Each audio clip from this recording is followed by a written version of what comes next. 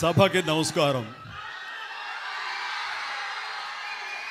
ఎంతో ఆత్మీయంగా యార్లగడ్డ వారి కుటుంబ సభ్యుల మధ్య వారి కుటుంబంలో జరుగుతున్నటువంటి ఒక సంబరంలాగా నాకు అనిపిస్తుంది. సరే, మనం ఎక్కడున్నాము ఏంటంటానికి నా అభిమానులు వాళ్ళ కేకలు కేరింతలు తెలియని ఉత్సాహాన్ని ఇస్తుంటాయి. Thank you. ఇక్కడికి బయలుదేరి వచ్చే ముందు వైజాగ్కి మా ఆవిడ నా బ్యాగ్ సర్దుతూ ఏమండి ఏమేమి బట్టలు పెట్టాలి అంటూ కొన్ని డెనిమ్స్ ప్యాంట్లు కొన్ని జీన్స్ అవి పెట్టింది. చూడగానే నాకు మిత్రులు యార్లగడ్డ ప్రసాద్ గారు ఆయన ఆంగికం ఆయన వేషధారణ తెలుగుదనం గుర్తొచ్చిన తర్వాత మనం డెనిమ్స్ ప్యాంట్లోని వాటికి వెళ్తే చాలా అసహ్యంగా ఉంటుంది, పంచి కట్టుకుని వెళ్తే ఎలా ఉంటుందని. మీరా పంచ ఎప్పుడు కట్టలేదు కదా అంటే నిజమే. నేను ఎప్పుడు ఇలా పంచి కట్టుకుని ఏదో ఇంట్లో కూర్చొని పూజ చేసుకుంటున్నానేమో కానీ ఇలా బయట సభలకు వచ్చి ఇట్లా మాస్ పబ్లిక్ ముందు ఎప్పుడు నిలబడలేదు.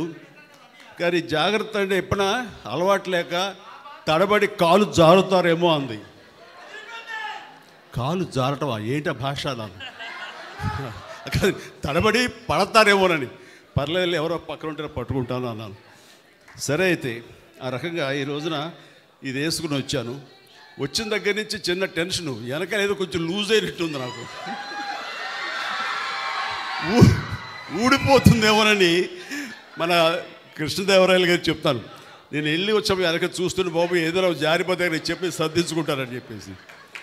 సో అలవాటు లేకపోయినా సరే కొన్ని అలవాటు చేసుకోవడం ఎంత అత్యవసరం, అది ఎంత సంతృప్తినిస్తుంది అనేది అంత ఇంత కాదు. ఈ రోజున ఇక్కడికి వచ్చానంటే కనుక యార్లగడ్డ లక్ష్మీప్రసాద్ గారు, షార్ట్గా వైఎల్పి అనేస్తాం మేము, నాకు చిరకాల మిత్రులు, నాకంటే పెద్దవాళ్ళు, నాకంటే విద్యాధికులు, సరస్వతి పుత్రులు, అన్ని రంగాల్లోనూ ఆయనకి మిత్రులు ఉన్నారు. ఆయనకు విశేషమైనటువంటి ప్రజాభిమానం ఉంది. ప్రపంచవ్యాప్తంగా తెలుగు వాళ్ళు ఎక్కడికి వెళ్ళినా సరే వైఎల్పి గారిని చూసి అభిమానించిన వాళ్ళు, ఆయన చూసి ఆకట్టుకునే వాళ్ళు ఎవ్వరు ఉండరు. అలాంటి అత్యద్భుతమైనటువంటి పర్సనాలిటీ ఆయన. సాహిత్యపరంగా కానివ్వండి, రాజకీయంగా కానివ్వండి, ఏ రకంగా చూసుకున్నా సరే ఆయన ప్రేమతో కానివ్వండి అందరినీ ఆకట్టుకునేంత గొప్ప మనస్తత్వం అయింది. అలాంటి వారు మా ఇంటికి వచ్చి రావాలి, మా లోక్ నాయక్ ఫౌండేషన్ తరపున మాకు అత్యంత ప్రియమైనటువంటి గురువు కానివ్వండి, పూజ్యులు కానివ్వండి, మీరు ఏమని అనుకోండి, అలాంటి ఎన్టీ రామారావు గారి 28వ పుణ్యతిథి రోజున అంటే వర్ధంతి దినాన ఆయన సెంటినరీ కొనసాగిస్తూ, అలాగే అక్కినేని నాగేశ్వరరావు గారి సెంటినరీ అని ప్రారంభిస్తూ అది కూడా కొనసాగించే దిశగా ఇద్దరు మహానుభావులు, మహానటులు, మహా వ్యక్తులు, మనకు ఆద్యులు పూజ్యులు, అందులో మీలాంటి వాళ్ళకి మరీ సినీ రంగంలో అత్యంత కావలసిన వాళ్ళు. కాబట్టి మీరు రావాలనగానే ఏమాత్రం సంకోచించకుండా ఇది ఒక గొప్ప అవకాశంగా అనిపించింది.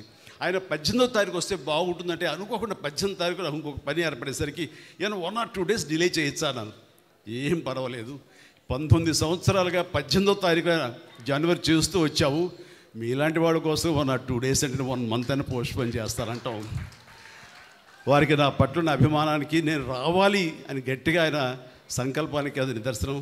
ఈ రోజున నేను ఎంతో సంతోషంతో వచ్చాను, అంతకంత ఆనందంతో ఇక్కడి నుంచి వెళ్తానని అనుకుంటున్నాను. ఇక రామారావు గారి గురించి పూజ్యులు, యుగ పురుషులు అండ్ మాలాంటి వాళ్ళకి దైవ సమానులు, అలాగే అక్కినేని నాగేశ్వరరావు గారు అదేవిధంగా ఆయన మాకు పూజ్యులు, మాకు ఆరాధ్యులు. అలాంటి వారి గురించి ప్రత్యేకంగా తెలియనిది ఎవరికి ఏమని చెప్పాలి, ఎంతని చెప్పాలి.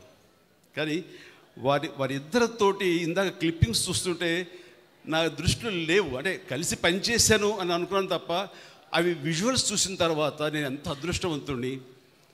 నేను ఈ సమకాలీన సినిమాల్లో కూడా ఉంటూ వారితో పాటు వాళ్ళు హీరోగా ఉన్నప్పుడు నేను తోటి హీరోగానో చిన్న నటుడుగానో నేను నా యొక్క ప్రస్తావన, నా ప్రయాణాన్ని కొనసాగించాను వారితో ఉన్న ఆ కొద్ది స్పేస్ సినిమాలో నేను తీసుకోవటం అనేది నాకు పూర్వజన్మ సుకృతంగా నటుడుగా నాకు అనిపిస్తుంటుంది. అది చాలా గొప్ప అవకాశం.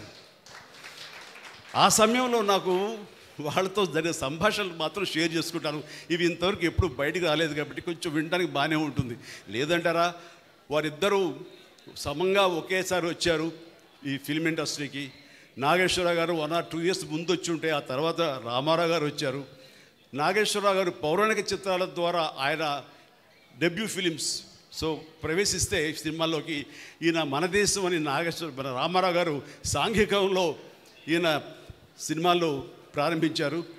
అయితే ఆ తదనంతరం వితిన్ నో టైం రామారావు గారు పౌరాణిక జానపద చిత్రాల్లో ఆయన ఒక బ్రాండ్ అంబాసిడర్ అయితే, ఇక నాగేశ్వరరావు గారు సాంఘికంలో ఇక ఎదురులేని తిరుగులేని నాయకుడు ఆయన అయ్యారు. అలాగా ఆదరణ ప్రకారం, ప్రేక్షక ఆదరణ ప్రకారం వాళ్ళ యొక్క గమ్యాల్ని మార్చుకుంటూ, వాళ్ళ ఆదరణ ఏ సినిమాల్లో ఏ కథల్లో ఉంటుందో ఆ రకంగా వాళ్ళు కొనసాగిస్తూ ఈ రోజున పరిశ్రమకి 2 నేత్రాలు 2 కళ్ళు అని అనిపించుకుంటున్నారు. మాలాంటి వాళ్ళ ఇంకా ఆరాధనాపూర్వకంగా చూస్తున్నామంటే అది మన తెలుగు కళామ తల్లి చేసుకున్న పుణ్యం. అలాంటి బిడ్డల్ని కనటం, వారి తరపున తరువాత వారితో నటించడం అన్నది నాకు కలిగిన ఒక భాగ్యం. అది రామారావు గారితో నేను చేసిన సినిమా ఎదురులేని మనిషి, తిరుగులేని మనిషి. ఇందాక సినిమా చూసాం, చిన్న బిట్ చూసినప్పుడు అందులో ఒక టేబుల్ ఉంటుంది, డైనింగ్ టేబుల్ మీద ఇద్దరు కలిపి ఫైట్ చేస్తూ విలన్స్ ఇద్దరం కొడుతూ అక్కడి నుంచి దూకాలి. 3 అడుగులే కదా అనే ఉద్దేశంతో ఆయన చేయించి పెట్టి ఇద్దరు కలిపి జంప్ చేసి దూకాలి. నేను దూకేశాను. ఆయన ఆగిపోయా, బ్రదర్ ఏమది అన్న, ఏంటి సార్ అన్న, అలా దూకేస్తే అట్లాగా అన్ని డూపులు చేసుకుంటారు, మనం అలా ఊపిస్తే సరిపోతున్నాను. నాకు ఎవరు చెప్పలేదండి. దూకిస్తేనాను 3 అడుగులే కదా అని దూకానన్నాను. లేదు బ్రదర్, ఆర్టిస్ట్ చాలా విలువైన జీవితం. అనుకోకుండా ఏదైనా సంభవిస్తే కనుక, ఏదైనా జరగకుండా జరిగితే టోటల్గా సినిమా ఎంత నష్టపోతారో, ఫైనాన్షియల్ కానివ్వండి, టైం కానివ్వండి, తోటి వాళ్ళ నటినట్లు వాళ్ళ సమయం కానివ్వండి, ఎప్పుడు జాగ్రత్తగా ఉండాలి. సినిమాలో ఏది కనపడదు, మనం చేసామని అనుకుంటారు అని చెప్పినప్పుడు కరెక్టే, కానీ చేయాలని ఉత్సాహం ఉంది, అన్నీ ఒరిజినల్గా చేసేయాలని తాపత్రయం ఉంది, ఆ కుర్రతనంలో ఓకే అని అనుకున్నాను. కానీ అదే 1 year తర్వాత సంఘర్షణ అనే సినిమా చేస్తూ సరిగ్గా 3 అడుగుల ఒక పొలం గట్టు మీద నుంచి విలన్ని తన్నేలాగా నేను ఎక్కి జంప్ చేసి తన్నాను. సరిగ్గా ల్యాండ్ అయ్యారు కిందకి, కాలు మడతపడింది. దాంతో 6 నెలల పాటు షూటింగ్ చేయలే నేను. ఆ తర్వాత లండన్ వెళ్ళాం, లివర్పూల్, అక్కడ మినస్కా స్టేర్ అయిందన్నారు, దానికి ఆపరేషన్ జరిగింది. సో ఎంత నష్టమైందంటే అంతా ఇంత కాదు. అందుకని పెద్దలు ఎంత ఆలోచించి చెప్తారంటే, అది మన గురించి మన ఆరోగ్యం ఒక పక్కన పెడితే ఎంతోమంది మన మీద ఆధారపడి ఉంటారు, వాళ్ళందరి యొక్క బాగోగులు దృష్టిలో పెట్టుకుని ఆలోచిస్తారు. అది వాళ్ళ గొప్పతనం. ఆ తర్వాత ఆయనతో కూర్చున్నప్పుడు మామూలుగా ఈవినింగ్ అయ్యేసరికి గిజ్జలు వచ్చేస్తాయి, ఇంత బాసుమతి ఇది వస్తుంది ఇది. ఆ టైంలో ఆయన 2 బ్రదర్ కూర్చోండి అన్నారు. భయంగానే కూర్చుంటాం కదా ఆయన పక్కన. ఆయన ఒక బజ్జీ ఇచ్చారు, తీసుకున్నాను. తిందామంటే ఎక్కడ తినలేము. ఆ సమయం ఆయన ఒక మాట అన్నారు, బ్రదర్ మీరు బాగా అభివృద్ధిలోకి వస్తున్నారు, ఈ సంపాదించిన సంపద అంతా ఇనప మొక్కల మీద పెట్టద్దు, ఏదైనా మంచి హౌస్ కట్టుకోండి, ఆ తర్వాత స్థలాల మీద పెట్టండి, మనల్ని కాపాడేది అదే. మనం ఎక్కువ కాలం ఇక్కడ ఇలాగే ఉంటాము, ఇదే సూపర్ స్టార్ డంతో ఉంటాము, ఇది శాశ్వతం అని మాత్రం అనుకోకండి అని ఎంతో జ్ఞానంతో, ఎంతో జాగ్రత్తతోటి, ముందస్తు చూపుతోటి ఆయన ఇచ్చిన సలహా అంతా ఇంత కాదు. అప్పటిదాకా మంచి కారు కొనుక్కుందామా, ఇందాక మన కృష్ణదేవరాయ చెప్పినట్లుగా అప్పట్లో టయోటా సెరా అని చెప్పేసి తలుపులు పైకి తెరుచుకుంటాయి, వింగ్ టాప్ లాగా, అది చాలా ఫ్యాన్సీ. అలాంటి కార్లు కొనుక్కుందామా, టయోటా కార్లు కొనుక్కుందామని ఇలా ఉండి అనుకుని నేను ఇంకా అది ఆపేసి అక్కడక్కడ స్థలాలు కొనడం మొదలుపెట్టాను. ఈ రోజున నా రెమ్యునరేషన్ కంటే కూడా ఆ స్థలాలే నన్ను నా ఫ్యామిలీని కాపాడుతున్నాయి. అలాంటి గొప్ప సలహాలు ఇచ్చినటువంటి మహానుభావులు దూరదృష్టితో. ఇక నాగేశ్వరరావు గారితో కూడా నేను చేసినప్పుడు మెకానిక్ అల్లుడు, ఆ సినిమాలు చేసినప్పుడు ఆయన ఎంత సరదాగా ఉండేవారంటే, ఆయనతోటి సహా ఈయనతోటి కూర్చొని తినమన్నా తినలేని చిన్న టెన్షన్ ఉండేది. ఆయన అలా కాదు, చాలా ఫ్రెండ్లీగా ఉండేవారు. అంటే ఈవినింగ్ అయ్యేసరికి ఇంటికి రా చిరంజీవి మనం కూర్చుందాం అనేవారు. ఆయనకి కోనియాక్ అంటే చాలా ఇష్టం. అది నేను ఫారిన్ వెళ్ళినప్పుడు ఎక్కడి నుంచి మంచి బాటిల్ కనబడితే ఎక్స్పెన్సివ్ కోనియాక్ ఆయన కోసం తీసుకొచ్చి గిఫ్ట్గా ఇచ్చేవాడిని. అప్పుడు ఆయన తీసుకున్నా నేను పక్కన కూర్చుని ఆయనతో కబుర్లు చెప్తుండేవాడిని. ఆ చెప్పే సమయంలో ఆయన అన్న మాటలన్నీ కొంచెం రొమాంటిక్ టచ్తో ఉంటాయి, చాలా ఇంట్రెస్టింగ్గా ఉంటుందన్నమాట. అట్లాగా ఆయన ఎంత ఈజీగా ఎంత ఫ్రెండ్లీగా ఉంటారంటానికి అంత ఇంత కాదు. ఆ సమయంలో ఆయన చెప్పినటువంటి గొప్ప విషయం ఏంటంటే, రామారావు గారు నేను ఒకే సమయంలో వచ్చాం చిరంజీవి. ఆయన మంచి అందగాడు, ఆజానుబాహుడు, మంచి ముఖవర్చస్సున్నవాడు. అలాంటి స్ఫురద్రూపి ముందు నన్ను నేను చూసుకుంటే ఒకసారి నాకు ఇన్ఫీరియారిటీ కాంప్లెక్స్ వచ్చేది. అది ఒకసారి ఆయనతో కలిసి మేము 14 సినిమాల దాకా చేసాం, చిన్న చిన్న బిట్లు. ఆ టైంలో నన్ను నేను నిలదొక్కుకోవడానికి, నన్ను నేను పెప్పప్ చేసుకోవడానికి, నన్ను సమాయత్తం చేసుకోవడానికి, నేను ఏం తక్కువ కాదు అని అనిపించుకోవడానికి అద్దం ముందు నిలబడి నేను అనుకునేవాడిని, ఆయన ఆజానుభావుడు, నేను ఇంతే, కానీ మానసికంగా నేను చాలా అని అలా అనేవాడిని. అది ఒక స్టైల్ అయిపోయింది, ఒక ఇదే. అలాగే నాకు ఈ కన్ను కొంచెం డ్రూప్ అవుతుండే, కొంచెం ఇలా దాన్ని కాదు అనిపించుకోవడం ఇలా పైకి లేపేవాడిని. అది నాగేశ్వరరావు స్టైల్ అయింది. అంటూ ఆయనలో ఉండే బలహీనతను గుర్తించి అవి తనకు అడ్వాంటేజ్గా మార్చుకుని, అది ఆ స్టైల్, ఆయన నాగేశ్వరరావు గారి స్టైల్ అంటూ ఆయన ఎగ్జిబిట్ చేశారంటే కనుక ప్రతి ఒక్కరికి వాళ్ళ బలాలు తెలియకపోవచ్చు, కానీ బలహీనతలు తెలిసి ఆ బలహీనతని బలాలుగా మార్చుకోవడం అనేది మాత్రం గొప్ప విషయం. అది నాకు అక్కడే నాగేశ్వరరావు నేను తెలుసుకున్నాను. ఇట్లా ఎన్నో. ఆయన గంభీరమైన వాయిస్ ఉంటుంది, నాది కొంచెం పీలగా ఉంటుంది. దానికి తక్కువగా అంటానుకో ఏ అని బేసు కలిపి మాట్లాడేవాడిని, జనాలకు బ్రహ్మాండంగా ఉండేది. అని అట్లాగా ఆయన నుంచి బలహీనతలు లేనట్టు ఆ యాక్టర్ ఎవరు లేరు. నాలో ఇన్ని బలహీనతలు ఉంటాయి, బట్ యాక్టింగ్ సైజ్ దాంట్లన్నీ ఎలా అధిగమించాలంటే దాంట్లో నిరంతరం ఒక ఎక్సర్సైజ్ చేస్తుంటూ మనం ఎలాగా ఎవాల్వ్ అవ్వాలి, మనం ఎట్లాగా మనం అభిమానం సంపాదించుకోవాలి అనే దాని నిరంతరం మనం ప్రయత్నిస్తే కనుక పైకి రానటువంటి వ్యక్తే ఉండరు. అందుకని మన బలాల కంటే కూడా మన బలహీనతను గుర్తించడం అనేది అత్యంత ఆవశ్యకత, అది అత్యంత అవసరం. దాన్ని ఎలా అధిగమించాలన్నది ఆ తర్వాత ప్రక్రియ. అలాగా నాగేశ్వరరావు గారితో, రామారావు గారితో నేను జీవితంలో ఎన్నో నేర్చుకున్నాను. అండ్ నా అదృష్టం ఏంటంటే అలాంటి మహానుభావులు చెప్పాలంటే తెలుగు చలనచిత్ర పరిశ్రమని ప్రపంచవ్యాప్తంగా గుర్తింపు తీసుకొచ్చారు ఆ రోజుల్లోనే.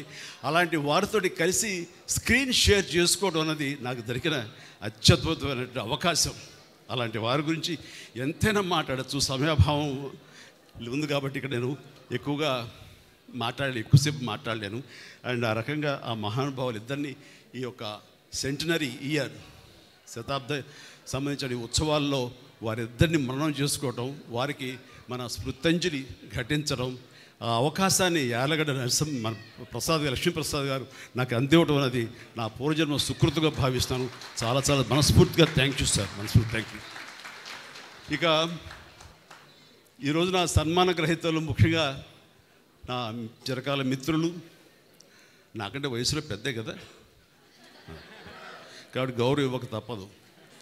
ఎండమూరి వీరేంద్రనాథ్ గారు, ఆయనతోటి నా అసోసియేషన్ అనేది ఎంత అత్యద్భుతమైనటువంటి ప్రయాణం అంటే, నా స్టార్ స్టేటస్, నేను స్టార్ని అవ్వటానికి అత్యధికంగా ఆయన కంటెంట్, ఆయన రాతలు, ఆయన రచనలు, ఆయన క్రియేట్ చేసిన క్యారెక్టర్స్ నాకు అది కంట్రిబ్యూట్ చేయగలను. నాకు డెడికేషన్. ఆయన మేధా సంపత్తిలోంచి వచ్చేటువంటి ఆ క్యారెక్టరైజేషన్స్ నాకు సోపానాల్లాగా మరింత హైట్కి వెళ్ళేలాగా, మరింత స్టార్డమ్ని పొందేలాగా, చెప్పాలంటే మెగాస్టార్ అనే పేరు వచ్చింది కూడా వన్ ఆఫ్ హిస్ ఫిలిమ్స్. అది కూడా వరుసగా చెప్తాను. ఒకరోజు అమ్మగారు నెల్లూరులో ఉంటుండేవారు, నాన్నగారును, నేనేమో చెన్నైలో మెడ్రాస్లో ఉండి అటు ఇటు వెళ్తుండేవాడిని. అది 1981 ఆ సమయం 81. ఆ సమయంలో అరే నాన్నారే, నేను అభిలాష అనే నవల చదివానురా, అందులో హీరో పేరు కూడా చిరంజీవి. అండ్ అది చదువుతుంటే నాకేదో నువ్వే గుర్తుకొస్తున్నావు, నువ్వే ఇది ఉంది, బహుశా ఎండమూరి రైటర్ కూడా నీలాంటి వాడిని దృష్టిలో పెట్టుకుని రాశారేమో అనిపిస్తుంది అనేసరికి అవునా, బాగుందాం, అంత బాగుందమ్మా, నాను చదువుతావు, నువ్వు చెప్పమ్మా నాను. అమ్మ చెప్తే చాలా అందంగా చెప్పింది, నేను కూడా చదవలేదు కానీ అమ్మ చెప్పేసింది. సో అది ఆ తర్వాత మెడ్రాస్ వెళ్ళిన 2-3 days 2 weeks లోపల అండ్ మన కేఎస్ రామారావు వచ్చి, బాస్ ఇలాగా ఒక స్టోరీ ఉంది, మీరు మాకు చేయాలి, దాని పేరు అభిలాష, ఏమి కాకతాళీయం, ఆయన పెన్ను పెట్టి శ్రీకారం చుట్టిన క్షణంలో నన్ను తలుచుకున్నారో లేకపోతే చిరంజీవి అని పేరు ఎందుకు పెట్టారో తెలియదు, కానీ అది సినిమా నాకే రాసి పెట్టుంది. ఆ రాత నాకు ఒక మంచి అత్యద్భుతమైనటువంటి విజయాన్ని చేకూర్చిపెట్టింది. నాలో కాన్ఫిడెన్స్ పెరిగింది.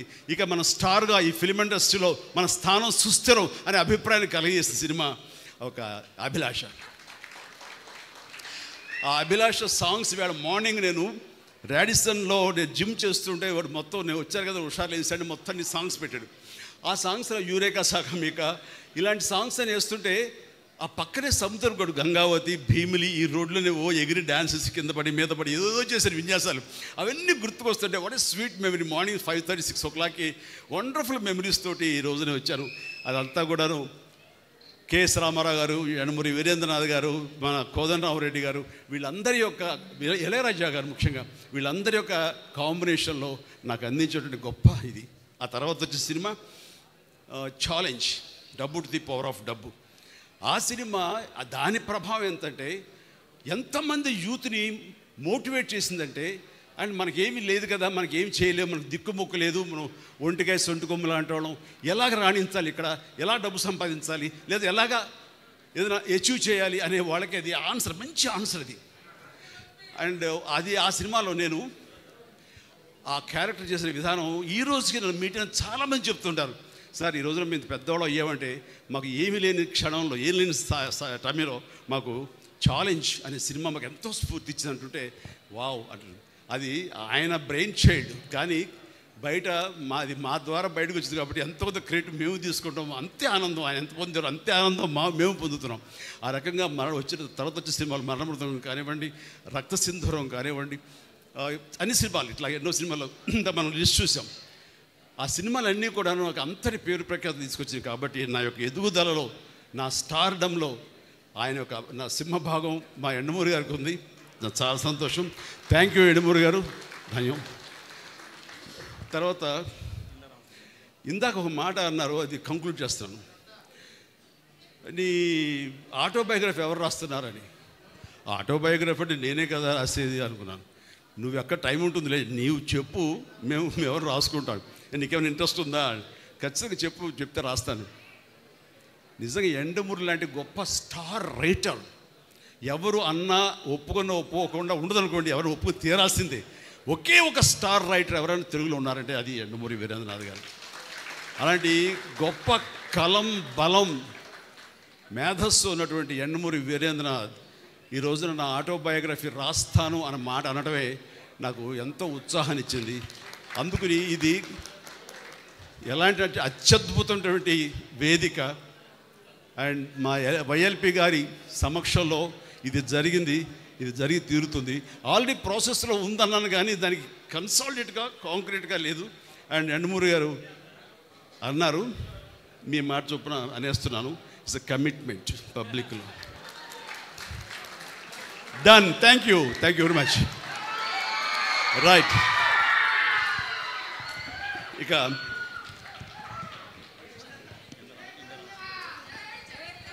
నాకు గతంలో ఇక్కడ సన్మానితులు ఉన్నారే వాళ్ళందరి యొక్క తోటి నాకు ఏదో నా యొక్క 45 ఏళ్ల ప్రస్థానంలో నాకు ఏదో ఒక తారసపడ్డాము, మాకేదో సంబంధాలు ఉన్నాయి. కానీ ఒక ఇంట్లో రామసుబ్బారెడ్డి గారి ఈ విషయంలో మాత్రం వారి గురించి విన్నానే తప్ప నేను ఎప్పుడు మీట్ అయ్యే అవకాశం నాకు కలగలేదు. అండ్ వారి గొప్ప మానసిక శాస్త్రవేత్తలు, డాక్టర్ అని విన్నాను. అండ్ నాకు ఇంట్రెస్ట్ అయిన సబ్జెక్టు మానసిక శాస్త్రం అండి. అండ్ నేను దానివల్ల ఎప్పుడు దాన్ని ఆలోచించుకుంటూనే ఉంటాను. నాకు గురువులు ఎవరు లేరండి, కానీ మీలాంటి వాళ్ళ రైటప్స్ కానివ్వండి, మీలాంటి వాళ్ళ మాటలు కానివ్వండి, ఇవన్నీ యూట్యూబ్లో అక్కడ వినటం, లేకపోతే ఇలాంటి పెద్దలు చెప్పినప్పుడు వినటం, ఇదంతా కలిపి నాలో ఒక లెసన్స్ లాగా ఒక మార్పును తీసుకొచ్చినాయి. అందుకు ఆ రకంగా పరోక్షంగా మీరు నాకు ఎన్నో కరెక్షన్స్ చేశారు.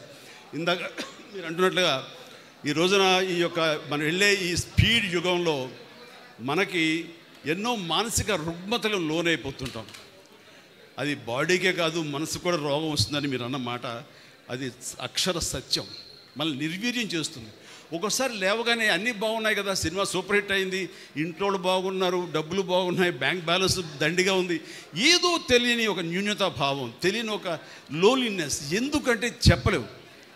అది ప్రతి ఒక్కడు ఏదోలే అని మర్చిపోయి వెళ్తుంటారు. కానీ మీలాంటి వాళ్ళు సంప్రదిస్తే కనుక దానికి అత్యద్భుతమైన చిన్న చిట్కాలతోటో చిన్న చిన్న మాత్రలతో మీరు దాన్ని మాయం చేయగలరు. అది మీలాంటి వాళ్ళ యొక్క ఆవశ్యకత ఎంతైనా ఉంది. అది గుర్తించి అందరూ ఉపయోగించుకుంటే కనుక అది అందరికి ఉపయోగపడుతుంది, అందరి జీవితాలకి అది మెరుగవుతుంది. ఆ రకంగా మీకు ఈ రోజున సన్మానం చేయటం, మీలాంటి వాళ్ళు గుర్తించి మా వైఎల్పి గారు ఈ స్టేజ్ మీద మీకు సన్మానించే అవకాశం అందరికి ఇవ్వటం మా అదృష్టం. Thank you sir. అలాగే మా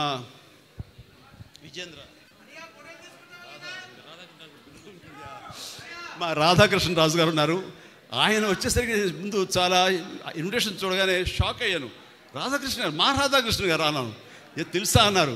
తెలియటండి, చాలా బాగా తెలుసు. ఆయన నా సినిమాలు బిగిన్ నుంచి కూడా మీరు డిస్ట్రిబ్యూట్ చేశారు. ఎప్పుడు మేము బెంగళూరు వచ్చినా సరే మీరు రిసీవ్ చేసుకుంటుండేవాళ్ళు. అలాంటి మీరు ఈ మధ్య సంవత్సరాల్లో కొంచెం దూరం అయ్యాం. అండ్